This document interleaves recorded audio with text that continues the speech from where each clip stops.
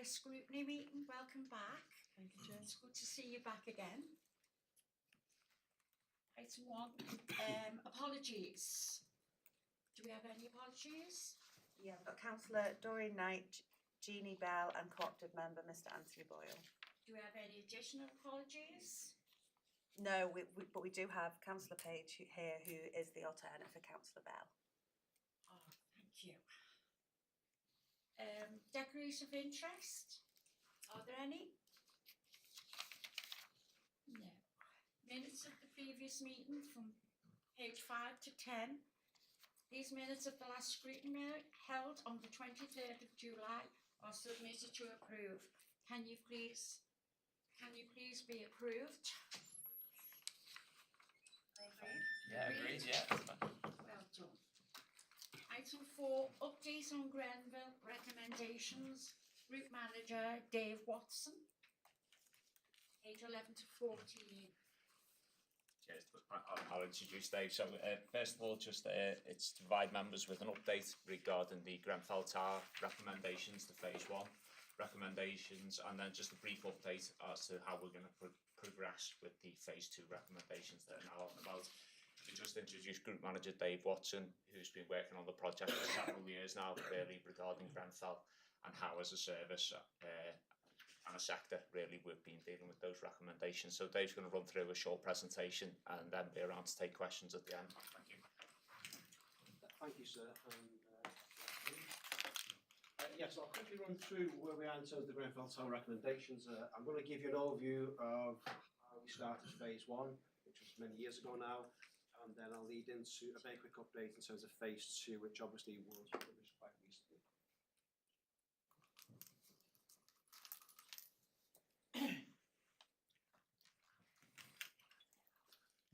Phase 1 report, just a reminder, it was published in October 2019. It consisted of 46 recommendations at the time.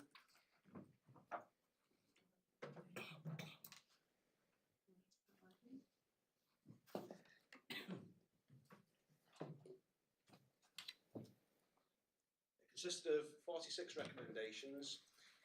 In response to that, what we did was we put together what we call the GTI Project Working Group. At the time, I was the chair of that group. And as part of that, we then established other streams of work, a significant piece of which was something called a high-rise tactics subgroup. Phase 1 was very much centred on a lot of operational activity that occurred on the night of the 14th of June 2017. So it was quite important to us that we put together a specialist group that actually looked at all the firefighting tactics employed, especially how the recommendations might affect us. As part of that work, we undertook quite a bit of station engagement, particularly with city centre crews, where there's a lot of high-rise within that station patch. We did a lot of representative body engagement, but probably the key piece of work that started off was this thing that we're going to talk about a little bit in phase 1 and in phase 2 later on, which is what we call the GTI analytic tool. It sounds quite fancy. Well, to some degree it is, but it's very much an analytical tool for doing strategic risk analysis, but then tracking your actions about how you're progressing against it effectively. And you'll see the dashboard of that when I bring it up in a bit. But in a nutshell, what phase 1 was, if you imagine June the 14th, 2017 was there, phase 1 took it from that night about what happened that night rather than how we got there in the first place in terms of the industry and everything else that went wrong. The chair of the inquiry, Sir Martin Mulbeck, he did that deliberately because he felt that there was a greater urgency in relation to the things that happened on the night, whereas he knew that a lot of the, I suppose, the reasons why we got to that state in the first place was probably going to take a little longer. So he chose that would be phase 2, so he did it the other way around, if you like. But it does make sense when you look at some of the workload. The 46 recommendations, they covered lots of areas, a lot of it for building owners, a lot for fire and rescue services, particularly around policy and procedure. There is quite a bit in there just for the emergency services in general, because if you read the phase 1 report, it talks a lot about the fire service, but also talks about the police and the ambulance service and how they reacted that night as well. Broadly, they broke them down into these areas here, which these are all actually the subcategories if you were to open this report. A lot of stuff around knowledge understanding in high-rise buildings, what we call 7.2D, which is very much how we inspect premises within our area and how we identify risk.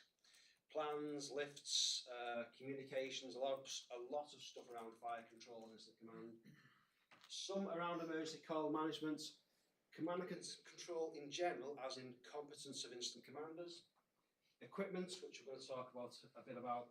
Evacuation was significant, as you can imagine, and indeed how you actually get people out of a high-rise building quickly. Some around internal signage and fire doors, so there's quite a bit around fire safety in phase 1 report as well. And in particular, cooperation amongst the emergency services. There were a number of recommendations that criticised effectively the way the FRS, the police, the ambulance service, the local authority, all spoke to each other in a way. I've just taken a snapshot of one of the pieces, one of the columns from the dashboard from the phase 1 here. I'll talk more about how that dashboard works later on as well phase 2. This is just to show you quickly where we are in terms of our progress for phase 1. And in a nutshell, all that green means it's done. So if I was to show you back from January 2020, there was some green, there was lots of amber and quite a few reds as well. There's only one recommendation, which was what we call GR28, that had no bearing on the fire service at all, and that was a government-directed recommendation by the chair.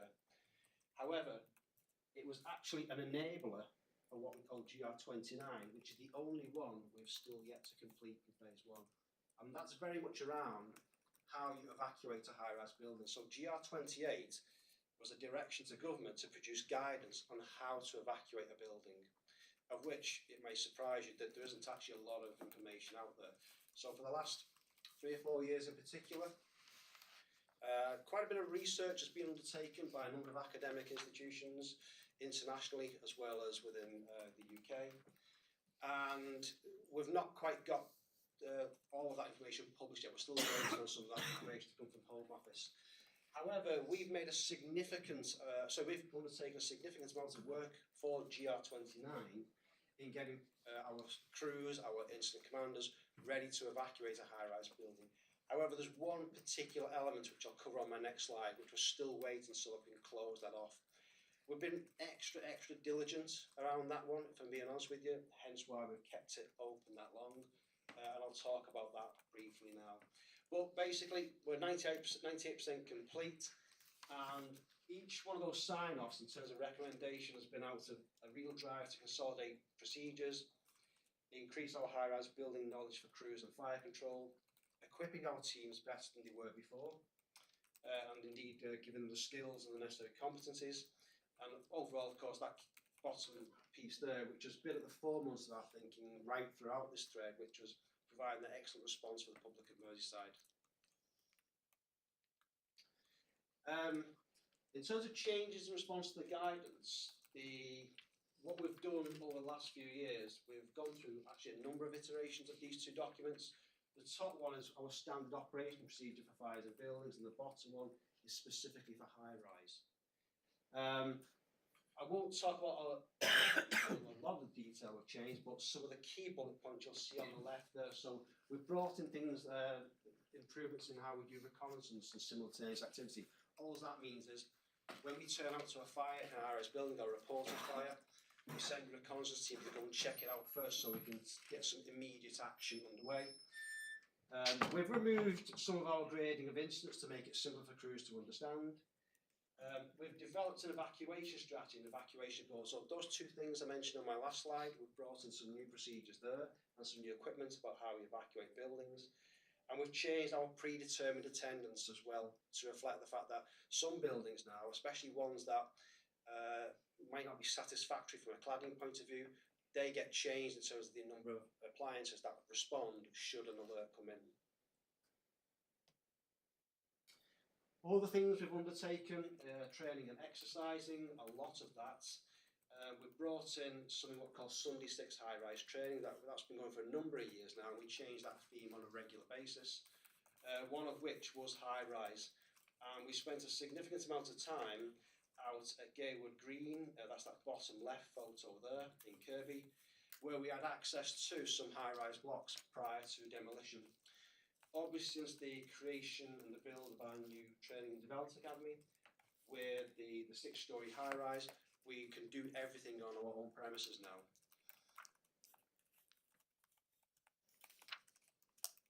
Other training exercise we've done, so we've done quite a bit of work in West Tower. This is our tallest building in Merseyside. I think it's 42 stories in Liverpool city centre.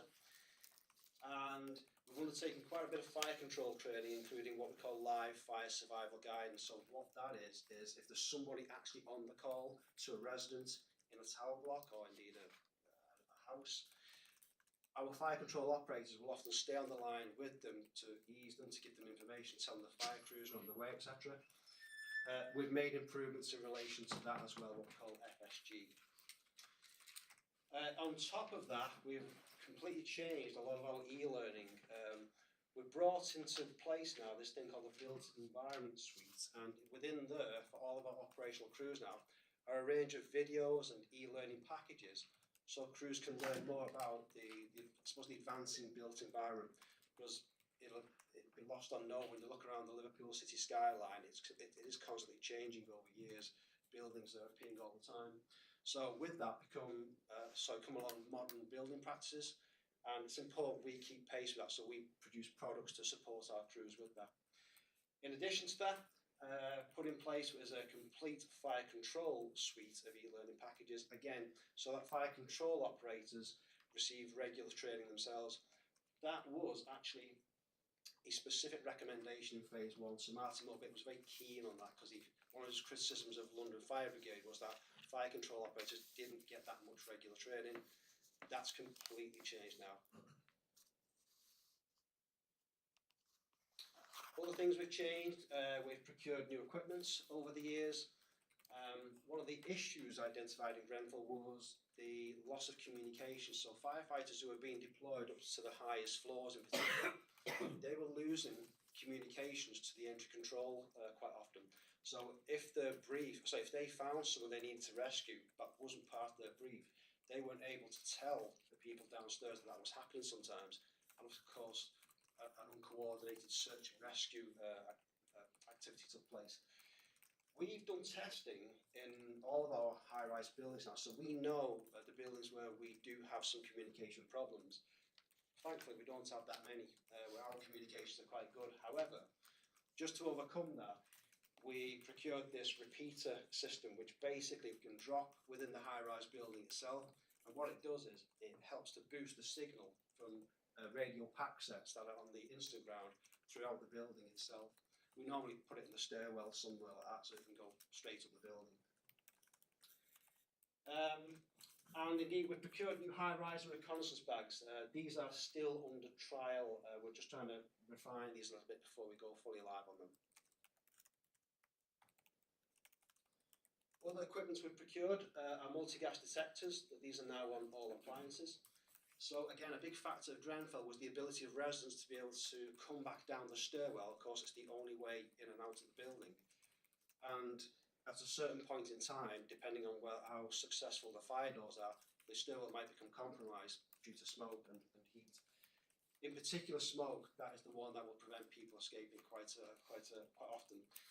And so what we want to know is what is the condition of the stairwell. So each crew can take one of these with them now. It means we can protect the stairwells to a much better degree and indeed assist in evacuation if we need to. Again, to support that, we've procured these things called smoke blocker curtains. It really is just a fireproof curtain effectively, but it will help prevent smoke products coming back through doorways. Because again, one of the issues we have when we go into high-rise buildings is we're the ones creating the flow path, if that makes sense. We have to open the doors to take hose lines through. Such like, we want to try and minimise the amount of airflow that exists through flats and through lobby areas. So we can deploy these in a number of locations, and it will help mitigate smoke coming back into the stairwell. And of course, even before the project started, we were quite advanced in relation to this. We procured smoke hoods. These are on every fire appliance in Merseyside and indeed on our incident command unit.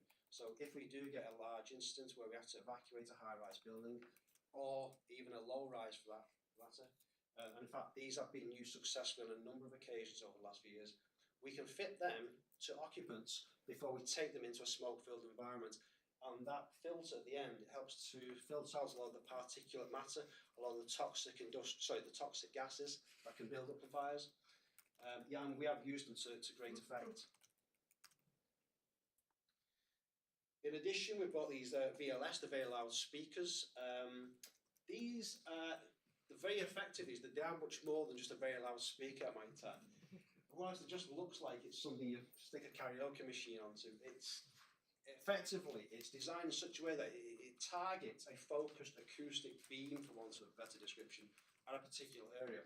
So if you were stood behind it, you wouldn't actually technically hear it as loud as in fact you wouldn't want to stand in front of it, I'll tell you now. But it can penetrate fabric of buildings, and it uses the actual structure of the building to help communicate the message. We've recorded in several different languages now emergency messages, evacuation messages, so that we can send that into a building, and we've got 4 of them, so if need be we can position them on all 4 faces of a building and just put messages in there of please stay put or please make your way to the stairwell. That's to support other things. So like in some buildings, you'll find these things called evacuation alert systems being fitted, EAS. A lot of building owners now are putting these in place, and what it does is it allows a localised or focused evacuation to take place. So if a building's got one, and I turn up and I think I want to just evacuate floors 15 and 16, I can just flick 2 switches on this panel, and an alarm will sound just on them. If it hasn't got one of them, however, this is where this comes in, it's real value. We developed something called the EGT, or the Evacuation Guidance Template. That's this thing you can see in the middle at the bottom here. This was to allow us to, and again, this was directly from a recommendation, so that we could communicate directly between fire control, the instant ground, such as the instant command unit, and what we call the bridgehead, which would be somewhere inside the building, usually 2 floors below the fire floor. What it does is it allows fire control to populate it with details, so you wouldn't be able to see it at this resolution, but it would indicate on it, for example, the floor, a flat number, how many people were in it, what the conditions were inside that flat, and what it would indicate is, in terms of some priority, which is the middle column, as to how urgent we need to deal with that call, whether it's actually you can stay put where you are, or we're going to deploy a fire crew to you and get you out straight away. And what it allows the bridgehead commander to do is to update it live. So if we've got a live fire survival guidance call in place and someone's speaking to that person, don't worry, we're on our way, they can physically see, actually I can see they've deployed a team. It will physically say in that column, the instant commander or the bridgehead commander has deployed a firefighting team to go and rescue that person, they're on their way to you. And in fact, the minute we've had confirmation they've got them, they can update it, clear. That fire control operator can now move on. Again, it's a very important feedback loop for us, that. So all those 3 nodes, if you like, are communicating live information at any one time. And the image you can see on the right is purely what it looks like on what we call our appliance tough pads. So there's one of these on every fire appliance, this thing on the right hand side. They can just physically tilt them up to the bridgehead, just like a tablet, such as that, and they can update it as they go. It was recently viewed by HMIC FRS, and indeed a number of the other fire and rescue services across the country have seen it as well. So it's been adopted by a number of places so far. There's a couple of other things we are looking at in terms of that might replace in future, but at the minute it's still doing a very good job for us. So, I mentioned this before, reaching full compliance for phase 1. There's a new development, well not new development, it's been out for a couple of years now, something called MATE, which is Multi-Agency Incident Transfer. This allows emergency services to transfer an incident that they're currently dealing with, or details of it, to another emergency service, whether it's another fire service or police and or ambulance.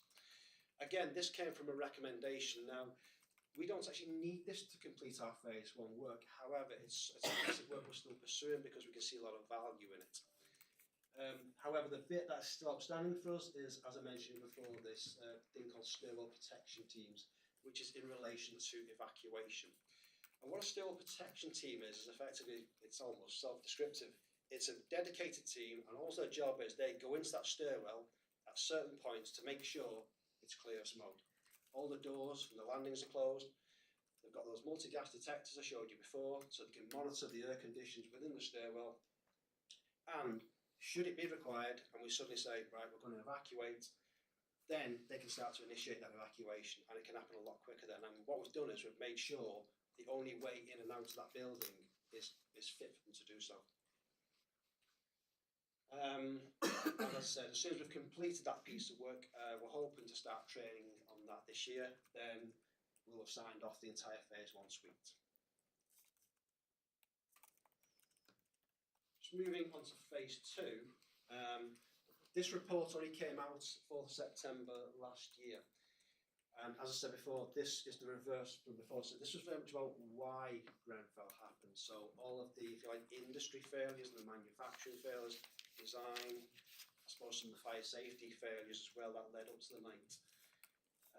There's a little bit about what happened on the night, because during the phase 2 inquiry, the chair, he did uncover some other pieces that he didn't cover in phase 1, but mostly it's about everything before that night. This has got a further 58 recommendations that span across FRS, fire control, a lot of government and legislation change. There's a lot of local authority and issues, recommendations in relation to local resilience forums, and a lot for industry, particularly fire engineers and architects and the like. The way we've approached this is we took the same approach we took for the phase 1, which was we did a service-wide gap analysis, and you're going to see the outcome of that on the next slide, so if you just bear that in mind for a moment. The recommendations, there are a portion of them relevant for the fire and rescue service, but you'll probably see from the slide not as many as phase 1. Phase 1, all but one of them was relevant to us. Phase 2 is quite different. But we'll use the same approach, same strategic risk analysis, and then we'll know what we need to focus on.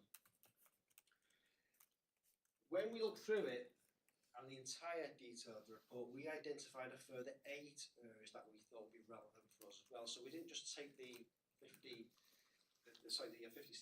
of the chair. We found an additional 8 ourselves that we thought we want to have a look at ourselves as well. So we created them. So what this resulted in was 66 total recommendations for ourselves. We captured it with our analytical tool, and we're just in the process of forming a governance group now. That will consist of relevant directorates. I'll probably chair that as well, but we'll have people from like operational planning, from fire control, prevention, places like that, assisting us with that piece of work.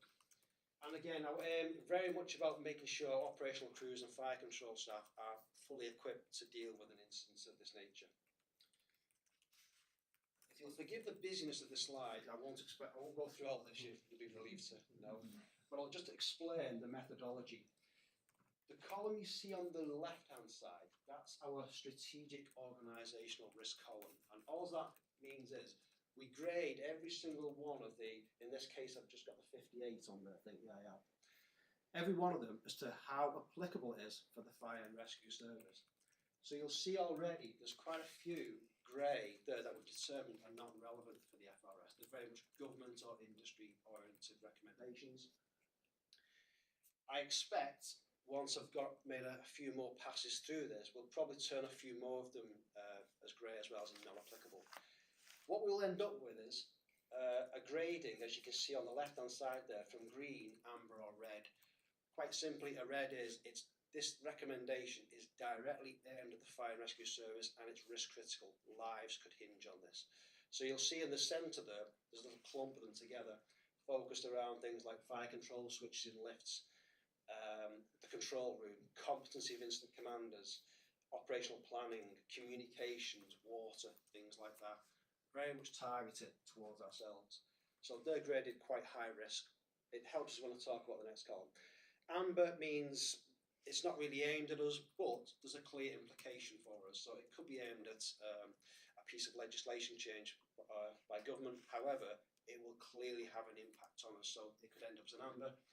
And a green means, again, it's not aimed at us, but there might be a minor issue for us to deal with once it's produced, if it was guidance, for example. The middle column then identifies whether we've got an organisational gap.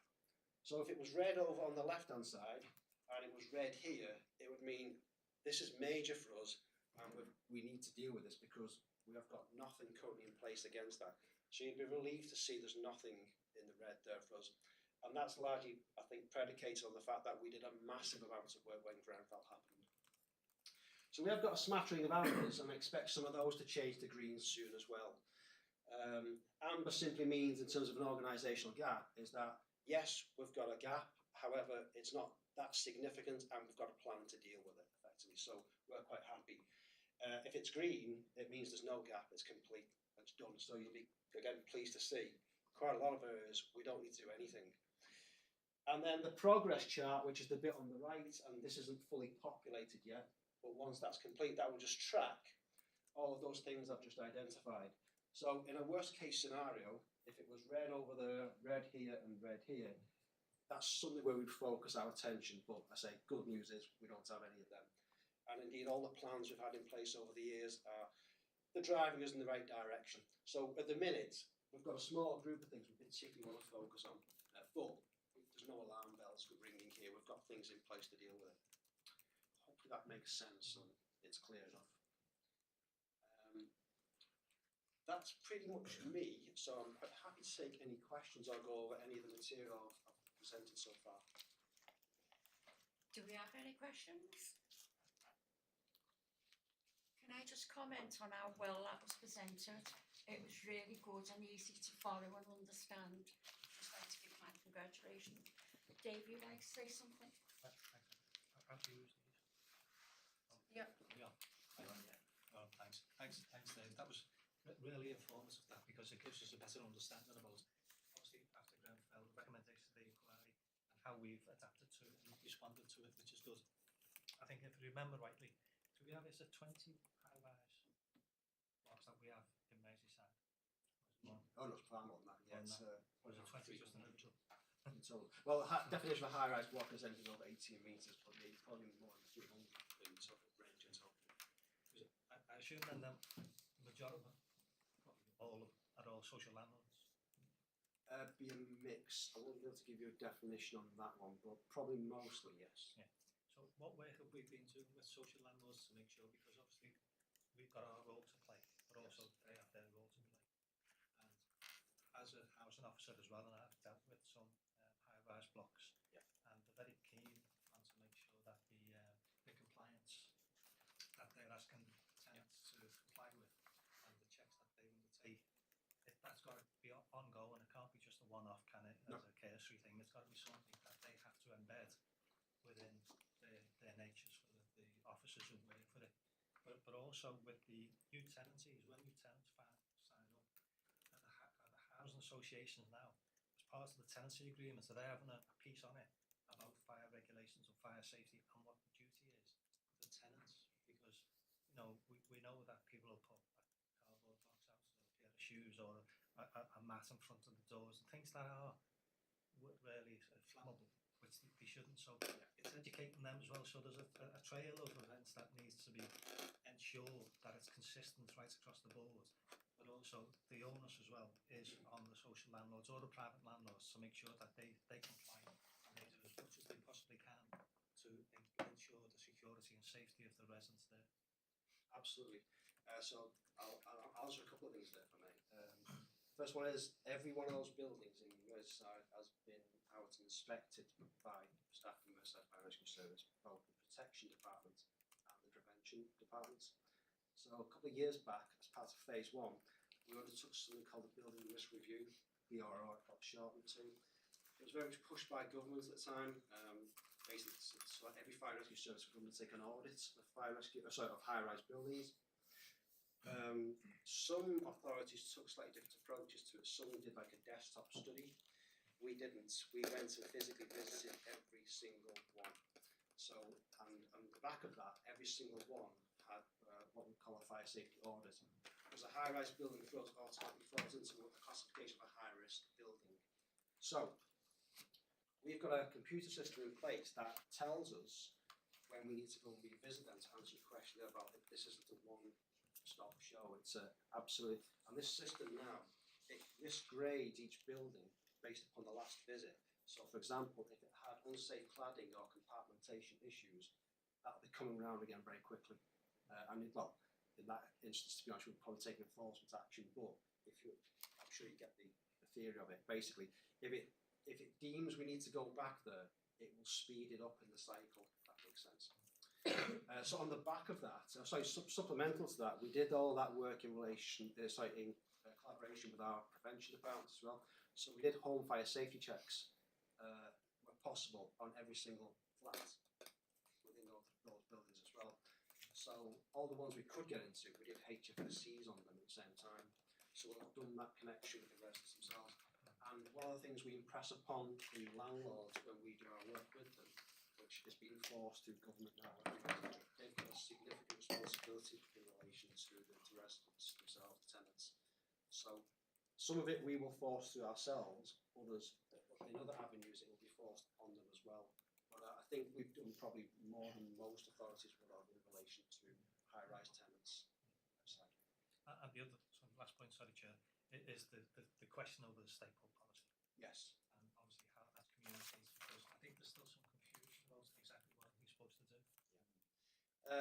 I mean, the key thing for the case of the stay put policy is clearly after Grenfell, it got a real bad reputation, understandably so. However, certainly from a fire service and fire safety point of view, it's still actually a very good policy. There's nothing wrong with it. Unfortunately, what you saw in Grenfell was a significant failure of a building on the scale of which none of us have ever seen. It astonished us all. However, for most of the buildings up and down the country, and certainly the ones we've seen, we would not expect to see anything on that scale. So therefore, the stay put policy is still a very safe approach. It needs to be balanced with regular maintenance, inspections. They all work hand in glove, because if they don't, then clearly something can badly go wrong. So what we say to residents in particular is they need to work with the owner of the building, understand what their current policy is.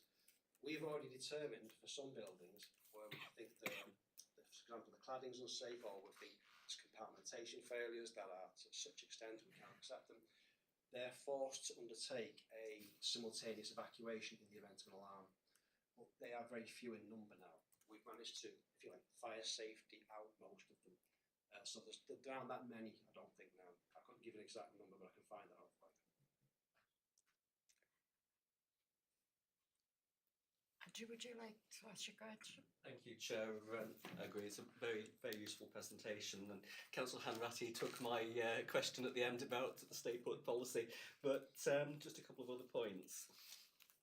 Firstly, is there any consideration being given to requiring any sort of counting system on high-rise buildings so that you actually know how many people are likely to be in a building when you attend?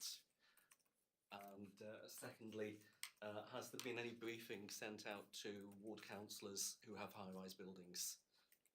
So the first part of your question, there isn't anything technically in place currently other than the pre-inspection information that we would have through that 72D system I mentioned before.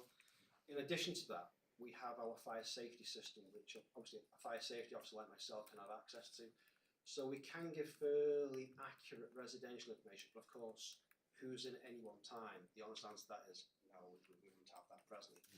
There is some technology out there. In fact, ironically, I was at a presentation in Manchester this morning that was looking at that very thing, using AI systems that actually counts people in and out. Not only does it count people in and out, it actually it sort of quantifies mobility.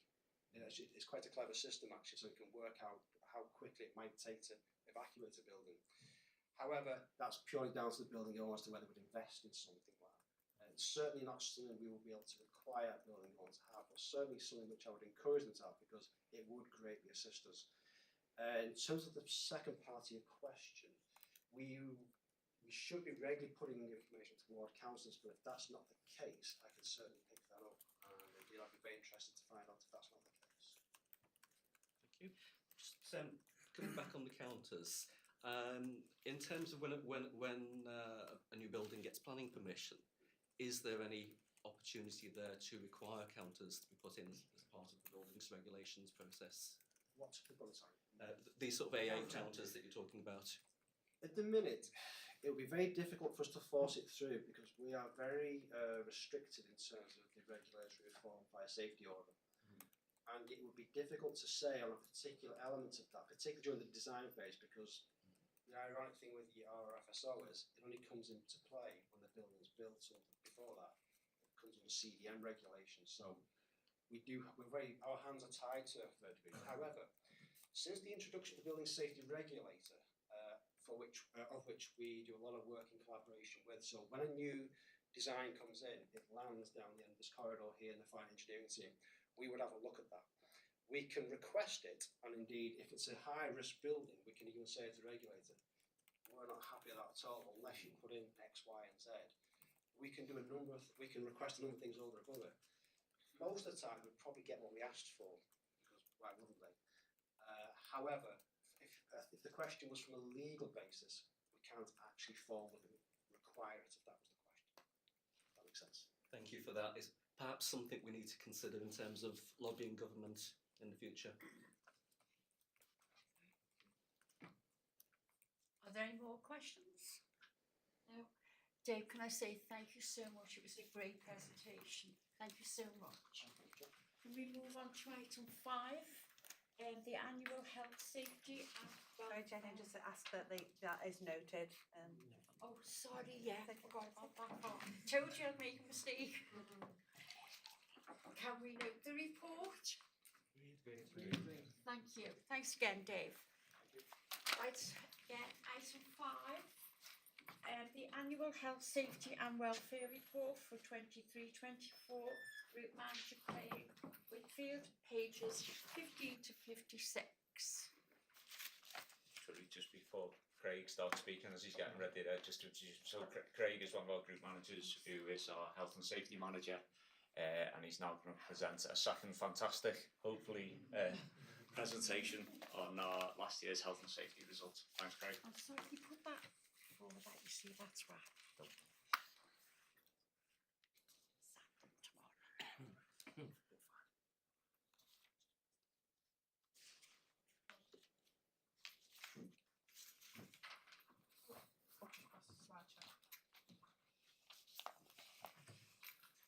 Okay, good afternoon.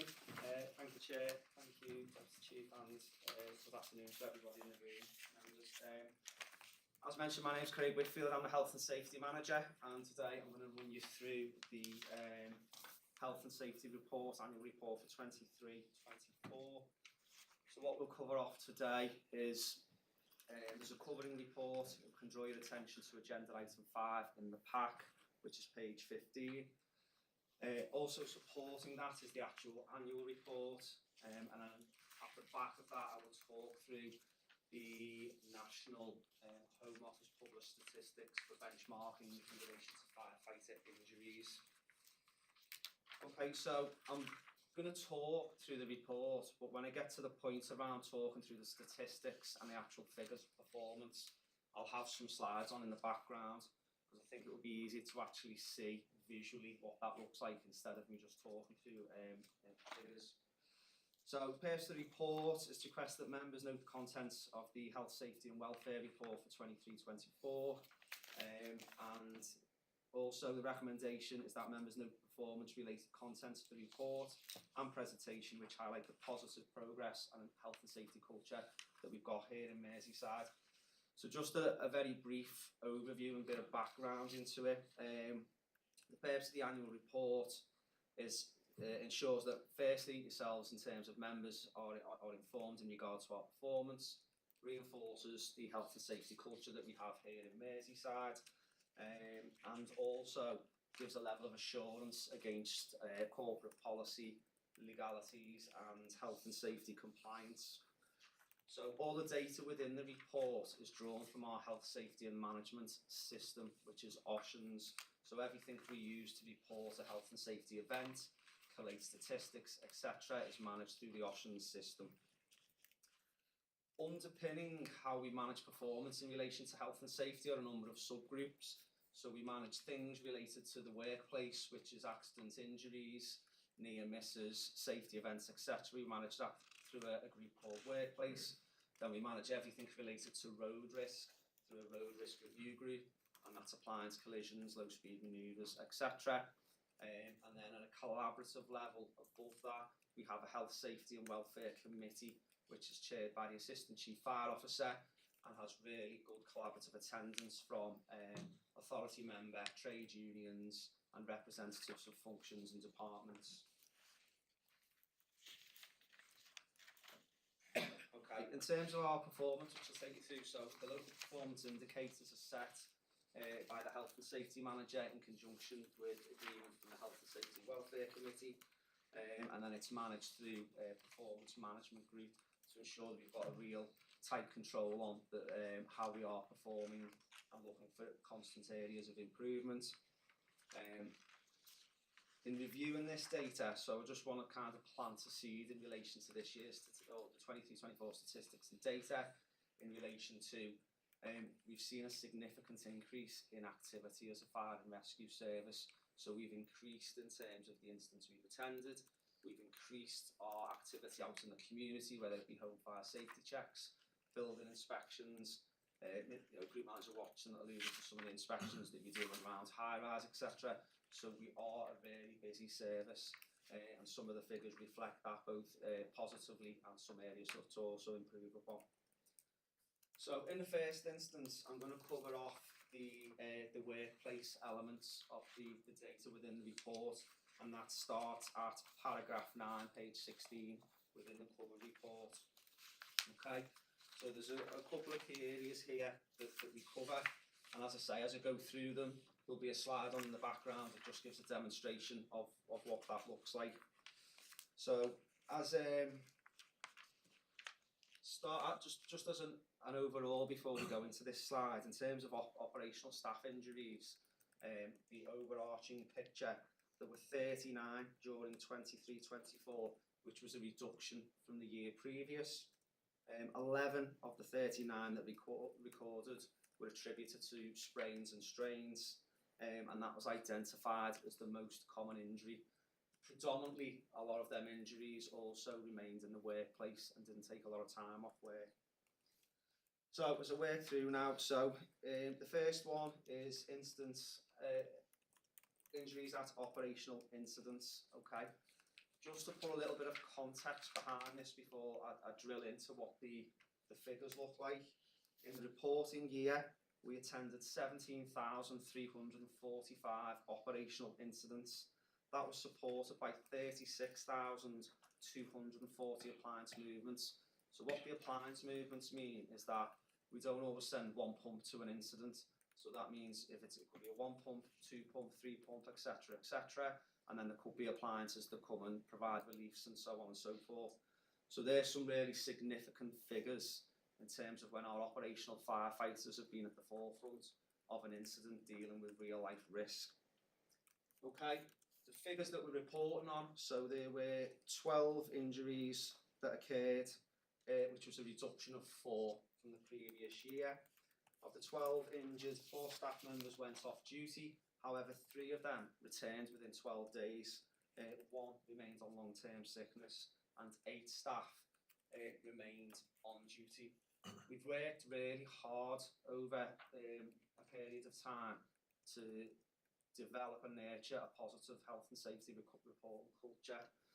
So when you see a reflective figure there around 8 individuals report an injury but remain on duty, that means naturally the injury is quite low level, yet it's still being reported because it gives us data to be able to make sure that we are operating safely and we can put in rectifications in areas where we've identified what's caused it.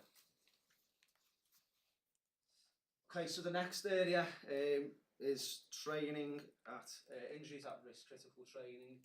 Now we have really seen an increase in the training that we do. Members will be fully aware that we've got a brand new operational training development academy now, which is one of the best facilities in the country. And we really do train hard. So again, just setting a bit of context behind these figures before I drill into them. In 23-24, some of the training that we undertaken, we did 343 core training courses. So core training covers BA, fire behaviour, tech rescue, water, etc., working from height. Each one of them 343 courses will see anywhere between 8 to 12 firefighters, including commanders, attending them courses. More broadly, we held 74 off-site station exercises, so that could be cross-border, that could be at a local risk, areas like that. And then we've also delivered high-rise, hazmat, and not to mention we had 3 recruit courses in that time, which is in the region of 50 to 60 staff learning the basics to become a firefighter. So for the reporting period, the predicted target, if you like, is 8. So we've used previous year's data to analyse what would be a figure that we may land on, which was 8, and we've come in at 7. The performance is the same as the previous year. However, there has been an increase in the risk critical training that's been undertaken, which is reflected in this report against the previous year's report.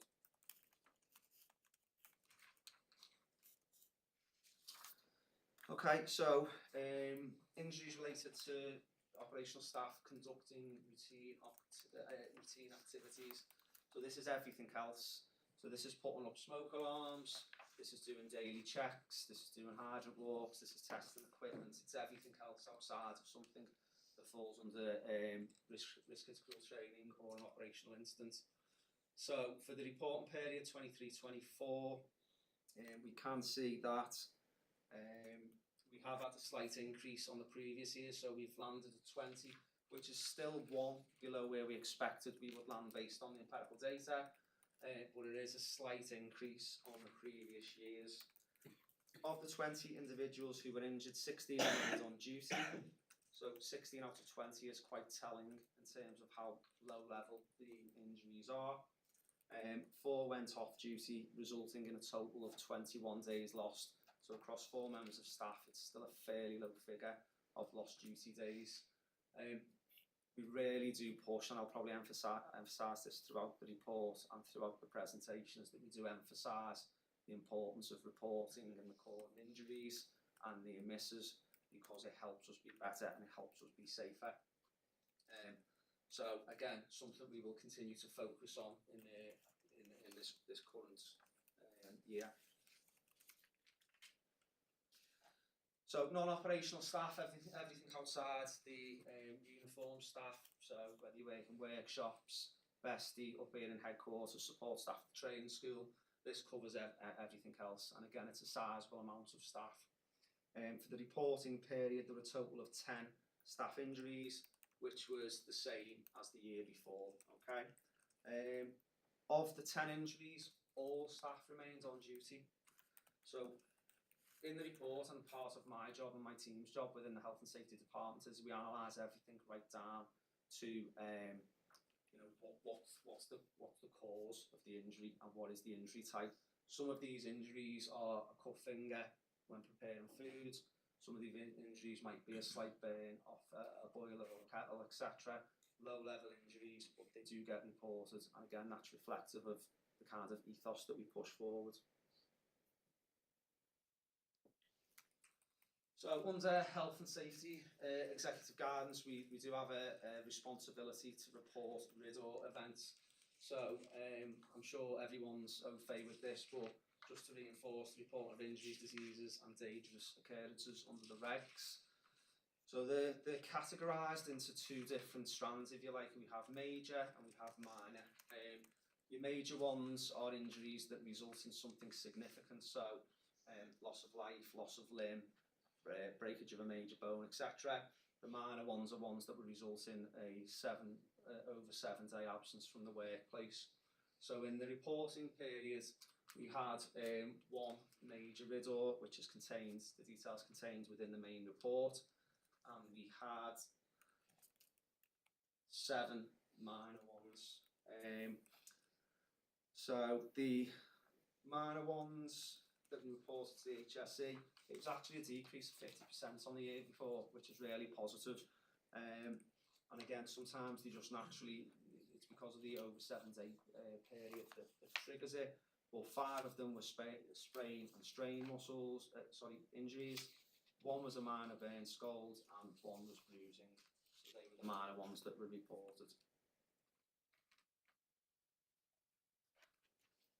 Okay, so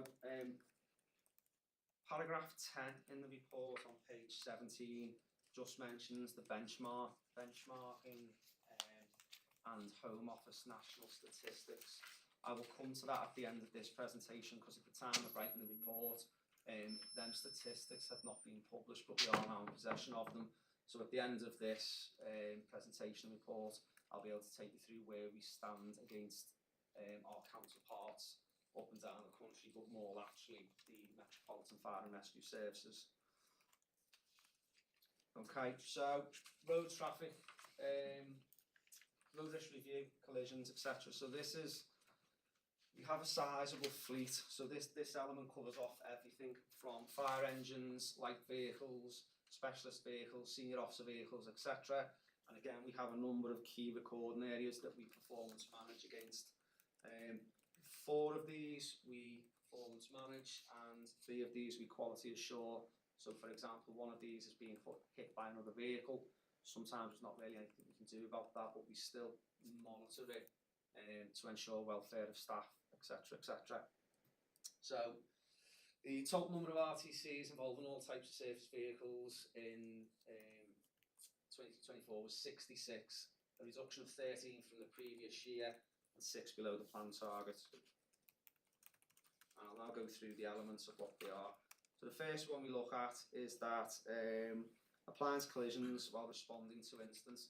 Probably one of our most risk critical performance indicators that we manage, and probably one of our most risk critical activities that we undertake is actually responding to incidents, blue lights and a fire engine through the streets and of Merseyside.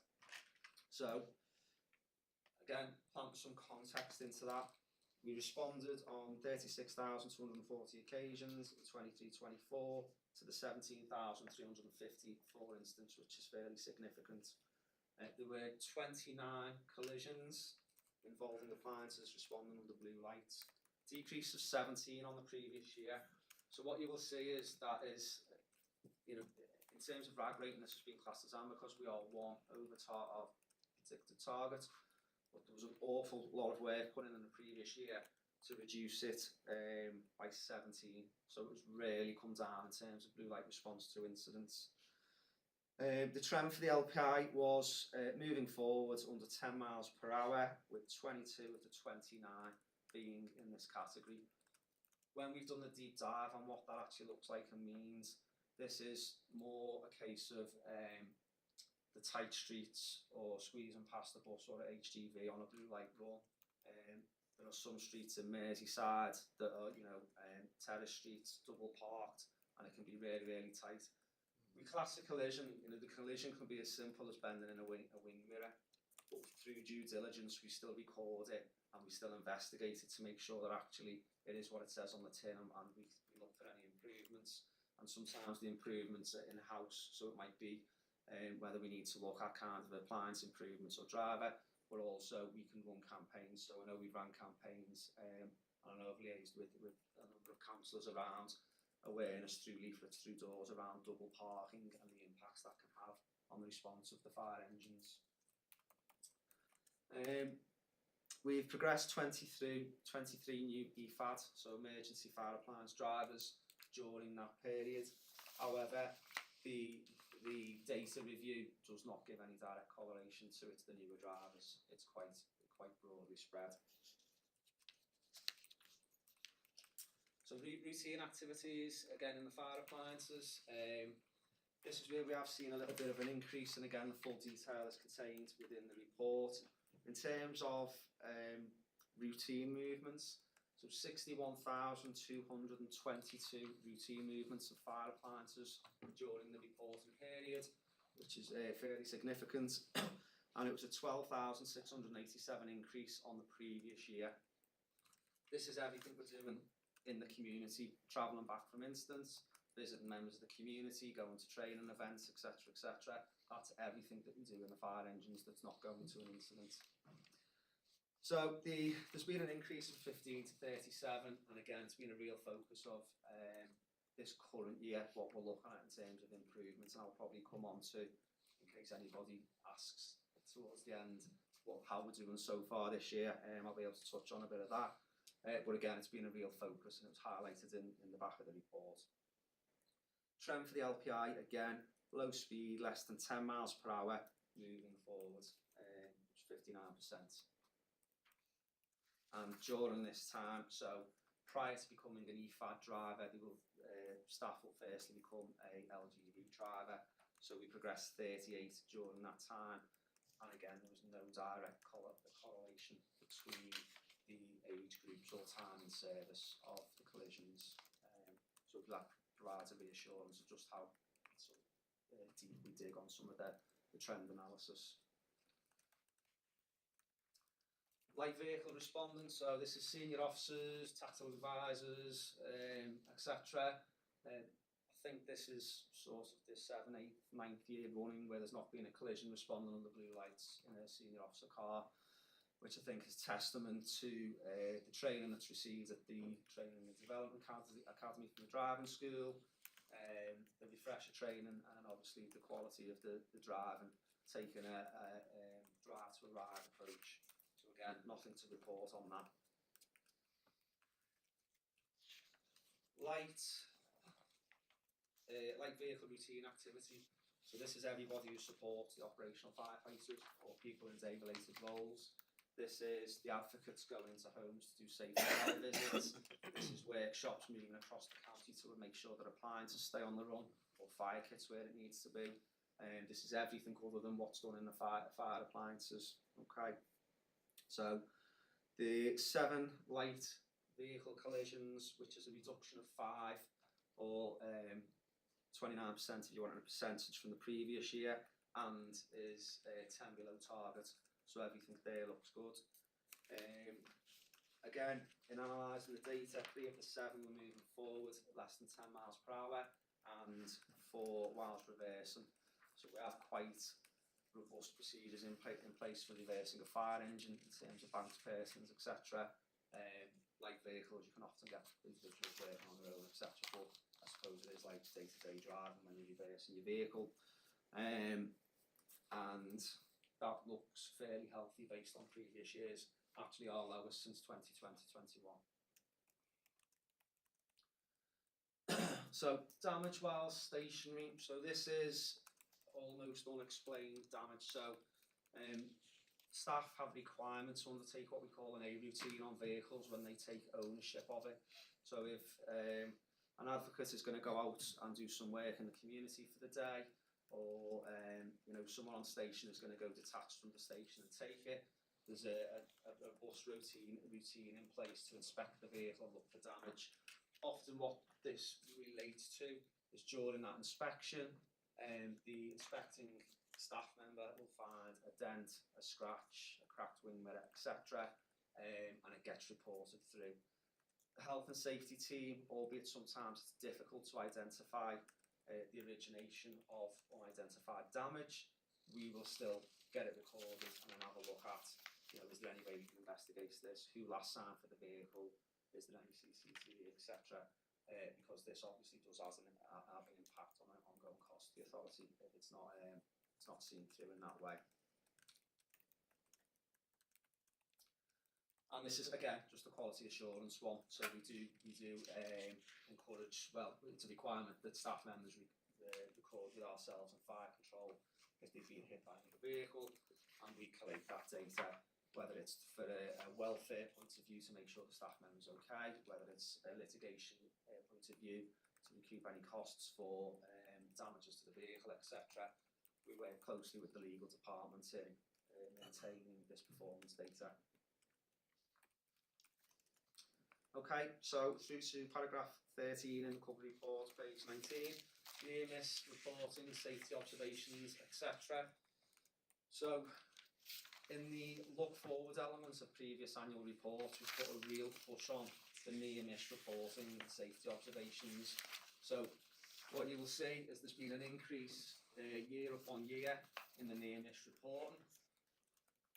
What this triangle basically replicates is that the more near miss reports that you have, the less likely you are to have that big event.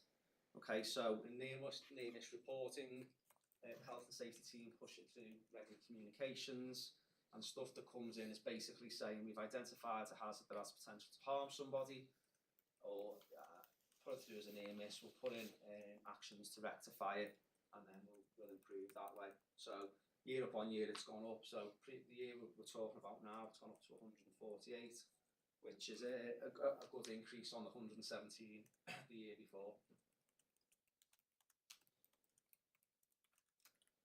Okay, so just before I come on to welfare performance within the report, other things that I mentioned in the main report, the health and safety team support and take on, we underdo inspection, audit and monitoring, which are requirements that we outline in our policy. So every premises has an annual inspection or an annual audit. So a technical officer in my team will go out, they will inspect fire station, training school, and here at headquarters against preset criteria, and they will look at all elements related to safety. They will report back, and then we'll work closely with the Estates Department to rectify any issues that are being brought up in relation to safety. Happy to say there was 100% completion on the annual inspections. Then also what we have on each station is the home station manager, who are trained to NEBOSH level. They undertake an inspection of their home station, and we had 100% completion on the monthly inspections for them as well. So it was a good year for getting them figures in. And then welfare, which is included in the report. So health and safety work hand in hand with occupational health in relation to, they obviously intertwine health and safety and welfare. But the previous years had seen separate reports. So what we've incorporated this year, or in the 23-24 year, was some data and some highlights from the occupational health department to kind of celebrate actually what welfare looks like and how good it is. So it's been incorporated into this report, and I'll just touch on some of the highlights in the final bit of this. Demonstrates a service to commitment to staff well-being. As I say, includes some performance data, and then it includes some statistics around critical incident debrief. So very briefly, critical incident debrief is provided following what we declare as a critical incident. So exposure to something that could have a significant impact on a member of staff, mainly in the operational world, so fatalities or nasty incidents or something that's traumatic, and that is a very well established process that we have in place now. Okay, so just back to the main cover report, and again I'll just touch on the highlights. I won't read it verbatim, but in terms of some of the stuff that our occupational health department offers, there's been a total of 2,476 medical appointments over the reporting period. That covers everything from health screenings, early interventions, management referrals, pre-employment checks, LGV medicals, etc.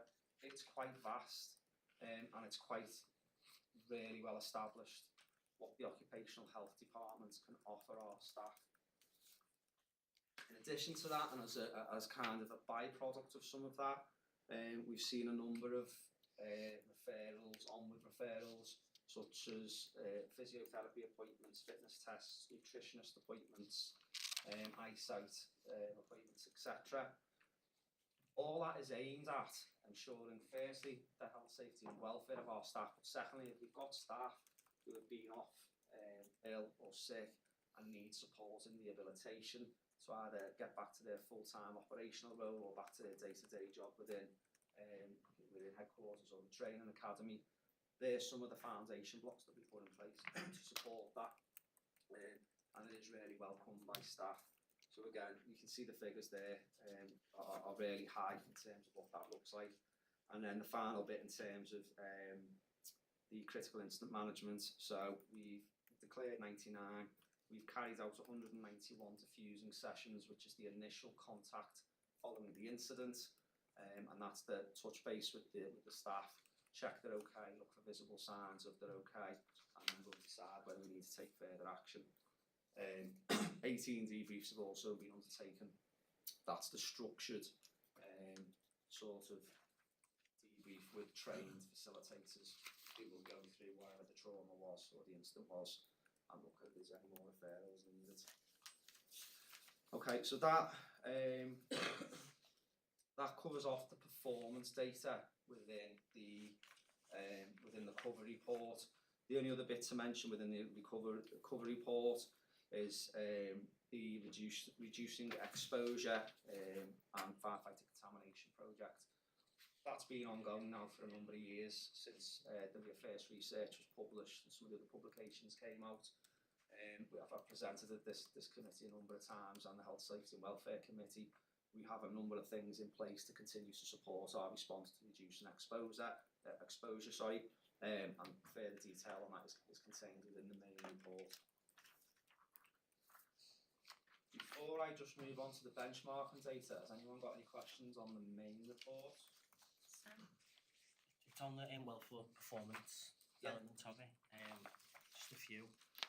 As someone who suffers mental health conditions, I really want to praise the authority for having 582 mental health appointments for the staff. I think that's quite impressive, and it just goes to show the level of support you're giving your staff in regards to mental health. But on page 19 to 20, I would like a breakdown, of what's physical and what's mental health related. It just all seems physical to me, but if we could have that breakdown of what the appointments are for. Yeah. Not personal data, but just the general. Yeah, okay, so we obviously work closely with occupational health. People in my department are also trained in undertaking stress risk assessments, which can be physical or can be mental health related, in addition to some risk assessments. So I work closely with Kelly Patterson in occupational health, and obviously area manager Mark Thomas has a degree of ownership over the critical incident management stuff. But I can certainly, following this committee meeting, have a conversation to see if there's any further data breakdown that we can get for yourself. Yeah. It's just because on the face of it, just looks like it's all physical health. Yeah. It just appear better on paper as well. But also, I noted last year that you were changing your occupational health provider. I don't know if that was true, and whether that's had an impact on numbers in a positive way, really. I don't have the actual figures to hand if that has had an impact on numbers. I was aware that we were going through a transition in terms of providers, and it's something that certainly Kelly will probably update on at the Health, Safety and Welfare Committee. But I can happily tie that into the other query, bring it back to the Health, Safety and Welfare Committee, and then feed back into this committee or back to yourself if that's... I'm happy to liaise with Craig to just answer those questions directly, and we did change our occupational health provider. Whilst I don't have figures for you, I do know that it's been quite a receptive change. Oh, brilliant. Thank you. Okay, thank you for the question. Yeah, can Andrew, and then Thank you, Chair. Andrew can come in then. Do we have, on the fire appliances hitting other vehicles while responding to operational incidents, do we have any figures on how many of these have been caused, at least in part, by illegally parked vehicles? And to what extent is that taken into account when we are assessing compensation claims? Okay, in relation to the illegally parked vehicles, so it's not a data set that we capture per se, but what we do draw out through investigation, and the only way we would be able to sort of drill down to analyse that data would be on an investigation, singular case by case, in which the investigating officer identified as either a root or underlying cause or contributing factor double parked vehicles. It's not something that's captured as a whole. It will only come out through the investigation process as a contributing factor. Sorry, what was the second part to the question? Well, to what extent that was taken into account when we're assessing compensation claims from the vehicle owners? Yeah, would you like to pitch in? In terms of our motor claims, whilst we'll look at all the evidence that we may utilise at the moment, most aren't dealt with for illegal parking. Sometimes we have hit vehicles while responding, and it hasn't, what we found so far, has not been because it's illegal parking. They just may very narrow roads that once we have, you know, the fire appliances and it's quite large. As soon as you have parked vehicles down those roads, it can cause us some incidents. Now we have done leafleting in those particular areas. I know areas of general concern where we struggle to get through. Whether or not, I couldn't say right now whether that's due to illegal parking or not, but we have done a lot of work in that sort of leafleting area to make everybody aware. Just on that, is there a mechanism for ward councillors to actually get in touch and say there are concerns from residents about access for fire appliances in their street, and to request that leafleting to take place? Yeah, we can do that. Yeah, no problem. Yeah. We have actually had that. I've had that request come into the service a couple of times yet. So as part of the prevention activity, they will certainly target that area and do them. Thanks, Chair. Thanks, Craig. Very good indeed. Debriefing, really important, obviously. I'm out of touch really, because I've retired a few years. Obviously the debriefing has a big welfare point to it, but if there is debriefing about an incident, is that always on the basis of no blame? In other words, people will talk about things, even things they did wrong, which will help us avoid the future. I don't know if they've broken the law in some extreme way, but an openness to hold up hands for. Is that part of the culture here? Sorry. Yeah, yes. We've obviously got the other hat is operational assurance. So in terms of an operational assurance element, instant related, we'll deal with, you know, the instant debrief. So what went well, what didn't go so well, the procedures work, etc. And that's undertaken in that environment. The debriefing mentioned within the health and safety context is around the critical incident and how things, you know, people who've been exposed to something, how it went, how they feel, etc., etc. In terms of your point raised around having an open and honest debrief without blame, I think that's captured in our structure, in our debriefing levels at the scene. If it's related to specifics around maybe a standard operating procedure or the use of an piece of equipment, etc., etc.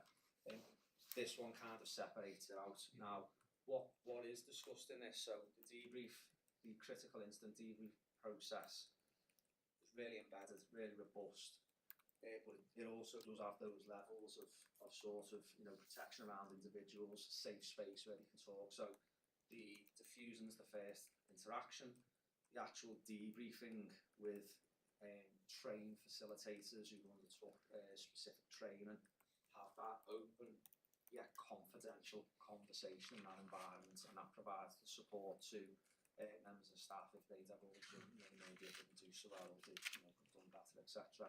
That's encompassed in that environment. Thanks, Rick. Thank you, Craig. Really, really good report. And I wanted to just ask something in terms of the reporting on sort of road traffic incidents. The time of day will be known because it will be recorded. I was just wondering in terms of weather conditions and adverse weather, and we're getting more and more reports of when there's going to be a storm and all the rest of it. I'm just wondering, is that captured as well as to what road conditions were like, whether it's day or night, and those adverse weather conditions which we've obviously experienced all the more, and I'm just wondering whether you captured that data.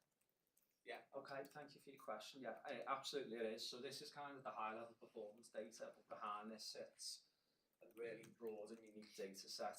So some of the first questions on the level 1 or level 2, specifically the level 1 incident investigation report, are time of day, weather conditions, condition of the road, so whether it's windy, sunny, nighttime, poorly lit, well lit, etc. And then we capture in pivot tables that data, so that at a point in time, if we need to do a trend analysis, we can extract it and go, okay, we've had a spike in collisions in a certain area at a certain time of day, at a certain time of day and it's dark, okay, is there something we can do in terms of technology around lighting the appliances, etc. So all them data sets do sit in the background, which helps us kind of shape our response to it. Hey, Dave. Thanks, Chair. Just before we start, we've been on this a long time, so if there's when Dave's finished, we can move on to the next thing. If you could be as brief as possible. I will, Chair. Thank you. Thanks. Thanks, Craig.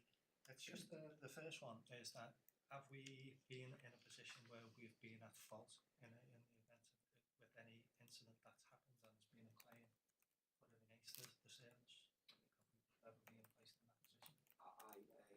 I wouldn't be privy to that kind of information, sorry. Do you mean in terms of our negligence when responding? Not to my knowledge when I've been here. We've got a very, sorry to intervene, a very strong defence on that front. Legislative defence. Sorry to... That's good to know. It's just the question that we need to clarify. The other thing is about ongoing learning, e-learning. Now, is this done on an annual basis for all staff? On health and safety? It sits on a training planner, yeah. Yeah, so there is an e-learning module annual. There's a requirement for all staff to do it. It's a basic health and safety e-learning module. And finally, do you know on the obviously the attacks on firefighters, are they recorded separately? They come through our Ocean system, so they submit a balance of work. We record that, and that gets reviewed on a monthly basis at the workplace review group. And we look at the kind of outcomes of that. Was the police intervention, was the CCTV that can support maybe police intervention, etc. So we do capture that data. Would that, for our purposes, because especially down the bonfire period, when we know that there's a lot of attacks on fire appliances and firefighters, I think if we can identify that separately, so we can actually make, because I think there's always that public outcry, in a sense, quite rightly so, but I think it's something that needs to be in the public domain all the time, because it's not, it shouldn't be tolerated that firefighters or any emergency services are attacked while carrying out their work, their duty. So if we can keep that, if we can have that separately. The final thing is that the CCTV is obviously on all appliances. How radically is that? Because I know it's just highlighting in the report that there was some issues with the CCTVs on the appliances. Is that a regular occurrence? Is that something that we need to look at? It's probably less regular than it is more regular. So the fleet's expansive in terms of how new and how old some appliances are. We've got a really developing and new fleet of appliances. We're bringing on in the region of 5 every sort of year or two. It tends to be with either the software on some of the older appliances and the hard drives where that occurs. Few and far between, or there's less more of the issues than there is not with the issues. And some of the newer appliances, it's like full HD, crystal clear CCTV. It's really excellent software. So the final bit was just, I'll only take 1 minute with it, was just the benchmarking data. I'll be really, really quick. So, in essence, the sort of 4 or 5 areas that we benchmark, okay? For just to give you the comparator, this has been broken down into against per 100 firefighters and only against the Metropolitan Fire and Rescue Services because they're a similar makeup to us. So in terms of total number of incidents attended, we attended 2,848, which is right up there with the amount of incidents per 100 sort of firefighters. The only 2 above us are Greater London and Tyne and Weir. Overall injuries sustained by firefighters or fatalities, we are second best performer with 5.08 injuries per 100 firefighters. Obviously South Yorkshire right up there, but we are the second best performer, only just behind Tyne and Weir. Injury rates for sustained by firefighters and fatalities during incidents, again, very, very marginally the second best performer at 1.47. So them rates are really, really low. The only one who's slightly ahead in that performance area is Greater London. Injuries sustained by firefighters and firefighter fatalities during routine activity. So we are slightly higher, but again, I've mentioned the increase in activity and how busy we've been. But we come in at 2.79 for that statistic. And the injuries sustained by firefighters or fatalities during incidents. This is probably the one to finish on now. So this is our most risk critical area, our incidents, okay? We are the best performing in relation to the data that we've been able to assess it against for injury statistics and incidents with only 0.66 per 100 firefighters, Okay. That's a real comparator that should stand out, and that underpins everything we've said around the amount of training that we do, the amount of things we get involved in. Our injury rate, our instance is minimal. Okay, I'll finish on that. Sorry, I ran over a bit. Can I just say, you know where you done the other one, we were second best with the training. I think looking back at what they've had to go, you know, the firefighters have had to do with the training, they've gone into a different area, and obviously you've got more equipment than what you did in the other areas. So I think we would have been first on that one as well. Yeah, what it doesn't compare against is how much training people are doing. Yeah. You know, and we've recruited year upon year. We train against the 6 major risks. We train off-site, training academy, on station, cross-border. So it doesn't account for the amount of training that we've done, and yet we're still only marginally behind with the service. But again, it's an exceptional performance, because when you put the rest of the fire and rescue services against it, it's still right up the top. I'm just blown away by it. I think it's fantastic, the report that you've given. So impressed with it. Is there anyone else who'd like to ask a question? No. Okay, thank you so much. It was really interesting. Thank you. Right, can we move on to? Can I just ask for members if they just make the recommendation? Gosh, I forgot again. I promise to get it right next time. Thank you. Thanks, Craig. Thank you. Right. Item got in 6. Monitoring officer, Ray, can you take us through? Yes, thank you, Chair. This report, as members will be aware, is a standing item of our Scrutiny Forward work plan. The plan contains an Appendix A, which is on page 61 of the agenda. The items highlighted in blue are those that have already been presented to members and those that remain outstanding. The plan itself is a 2-year plan from 2023 to 2025.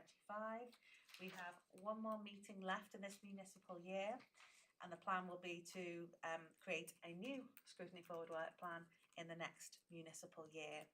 Now, I am aware that Councillor Hanratty has, at other authority committees, raised 3 different items to potentially put on the forward work plan. They're not currently on there that you can see as published, and the reason why is I'm going to just take you through all 3 points.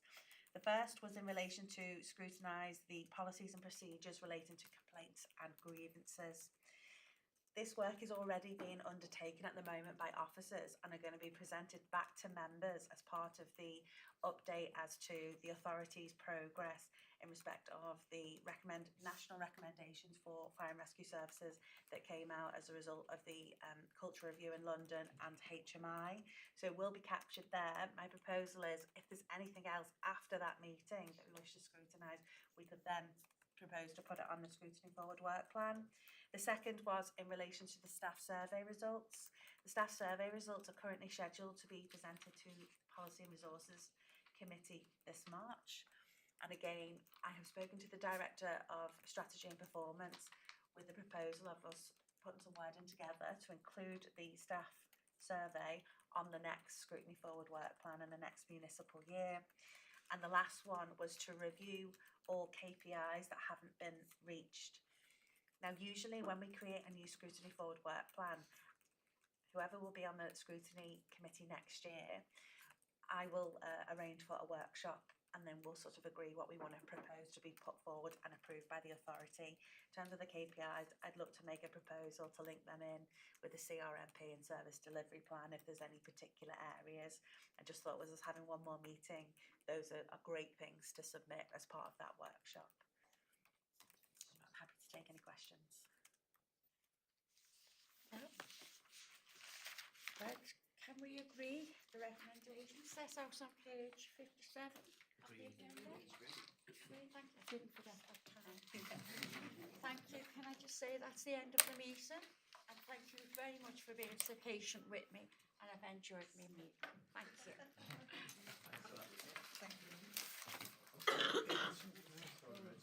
I've read some